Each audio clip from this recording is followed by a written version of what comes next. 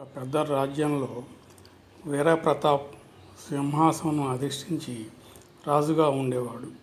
అతనికి తెలివైన మంత్రివర్యుడు, ధైర్యవంతులైన సైనికులు, ప్రేమగా ఉండే ప్రజలు ఉన్నారు.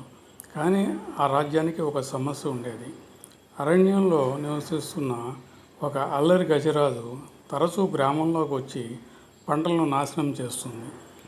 ప్రజలు రాజు దగ్గరికి వెళ్ళి ఫిర్యాదు చేశారు. మహారాజా, మాకు ఆ ఏనుగు భయం మా పంటలన్నీ పాడు చేస్తుంది, దయచేసి మమ్మల్ని రక్షించండి.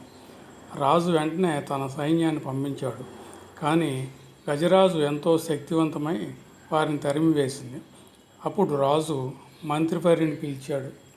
మంత్రిగారు, మహారాజా, బలంతో కాదు తెలివితో సమస్యను పరిష్కరించవచ్చని చెప్పారు. రాజు, ఆ గజరాజు మన మిత్రుడా? మంత్రివర్యుడు నవ్వి చెప్పాడు, అవును మహారాజా, మనం దానికి దయ చూపితే అది మనకు రక్షకుడు అవుతుంది.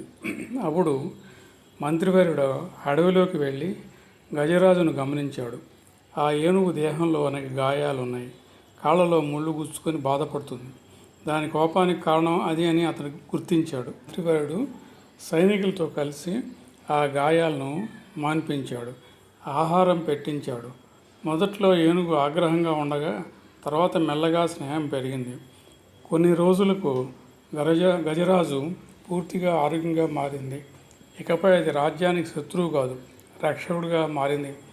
అడవిలోని క్రూరమృగాలు గ్రామాలపై దాడి చేయకుండా గజరాజు అడ్డుకుంటూ ఉండేది. ప్రజలు సంతోషంతో, మహారాజా, మీరు మాకు రక్షణ ఇచ్చారు, ఇప్పుడు గజరాజు మా మిత్రుడు. బలహీనలను శిక్షించడం కాదు, వారికి సహాయం చేయటమే గొప్పది. శత్రువుని స్నేహితుడిగా మార్చగలిగిన వాడు నిజమైన విజేత.